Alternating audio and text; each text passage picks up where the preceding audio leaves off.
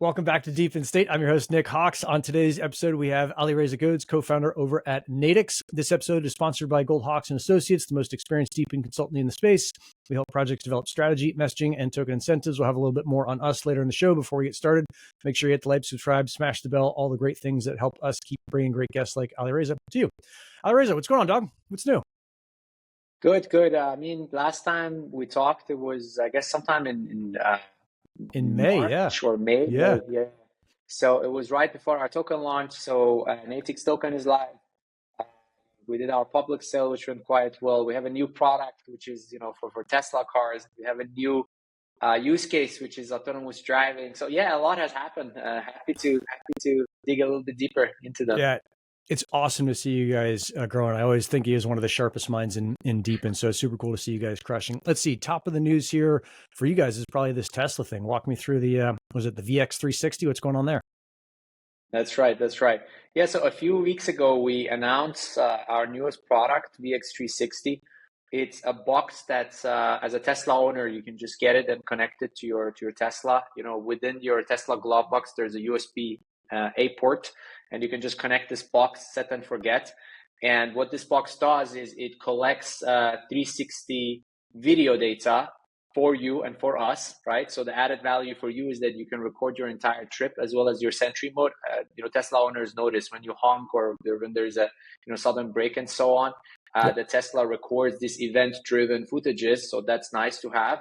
But on top of that, if you're a fleet owner and you want to record your entire trip, but 360, so on steroid, you can do that too. And for us, we essentially tap into a sort of data that is the holy grail for mapping and for autonomous driving. So it's a front camera, 2 side cameras, and a rear camera. And we're using basically this video data, essentially a series of images, in order to do map making, which is something that we have been doing, or something very similar to any other project that is doing street level imagery, but also a far more interesting use case within autonomous driving. Yeah, the autonomous driving is a big deal for this. Super important. Okay, and so this thing's a little box. If you've got a Tesla, you buy the box, you put it in your glove box, connects in with the USB-A, as you said. And then I think the other benefit was that you not only get the stuff that happens when you honk or brake suddenly, but you get the entire thing with this box. So it's recording the entire trip, not just the high points, low points, whatever it is. Correct. And yeah, reward is also there, like any other DePIN project. But since day one, even this was the same thing for our smartphone application. I think utility is very, very important. If people come to your product just for earning, it's not sustainable. You can create a buzz, but it's not sustainable. It's not enough. So the utility here is that you can actually have cloud storage or very easy access to your footages. And you can download it, you can share it, you can, so these are kind of the additional features.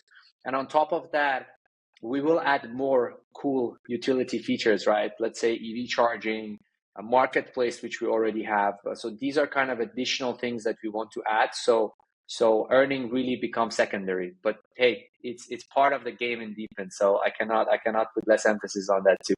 Yeah. It's funny to see I saw the latest image go around Twitter. Some dude, he's got like 30 phones on his dashboard. They're all doing something different.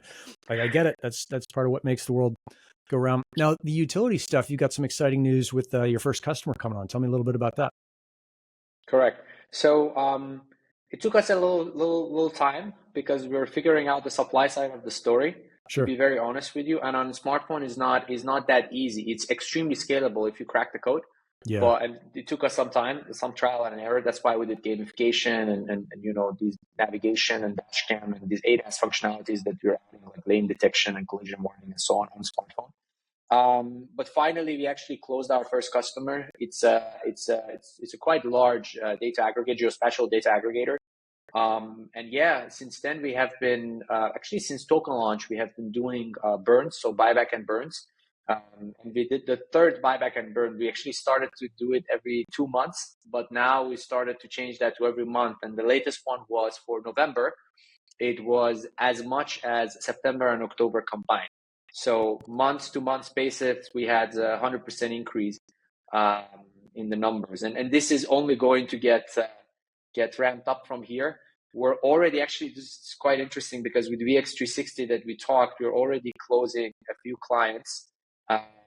Some of them are even in the contracting phase, and we're going to have customers for this as well as the smartphone data even before the VX360's launch, which I think would be a different launch, but it's also thanks to what we have achieved, because when we go to our potential customers, they see our coverage map.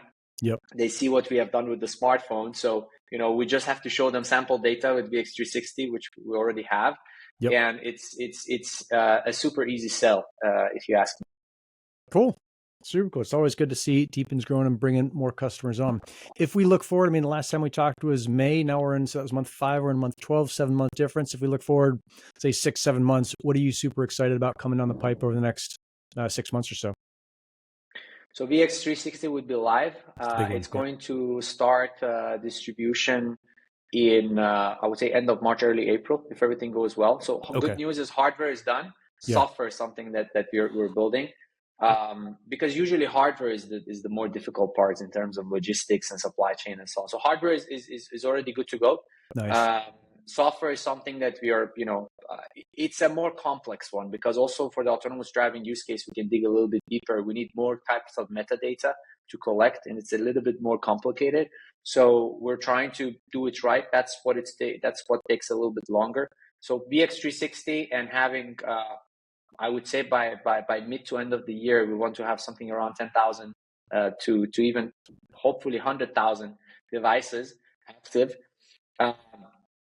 And scalable revenue, with the focus on scalable, the word scalable. This has been our goal since past few months. Yeah. We onboarded into our core team as a core contributor to the project, an automotive veteran, somebody that has built one of the largest LiDAR manufacturers globally and in Europe. And if you buy an Audi A8 today, it's one of his, basically one of the black boxes in the front is his technology. So he knows automotive like the back of his hand, and he's the reason actually that we could accelerate both the development and building of both the R&D and development and building of VX360, but also the data monetization side of the story for both the smartphone and VX360. Rad. It's super cool to have that deep technical expertise come in. Well, I know the first time you came on, we spent a bunch of time kind of going through your story in the background and what's going on with Natix. This time we don't have to burn as much time talking about intro stuff. Is there anything else you want to talk about before we wrap up? These are always nice little bite-sized segments to get people up to speed on Natix. Was there anything else that you want folks to know right now?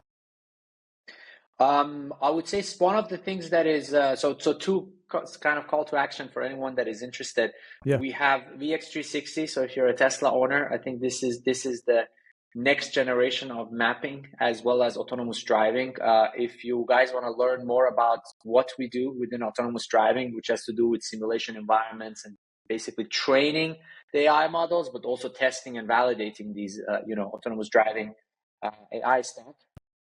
Go to our website, you can find that out. And we also have our staking platform live since a few months. And again, the same chart has been showing from the participation from our community. It has to do with network governance, so it has to do with voting. So in case you guys are interested to join our staking platform and be part of the governance, now is the time. Okay, rad. Well, I'll put links in the description down below to all of that stuff. But Alireza, thanks so much for making the time and coming on. I know that as a co-founder, you're super busy all the time. It's really cool to carve out some time and tell us what's going on. Thanks, dog. Thank you, Nick. Thank you for having me.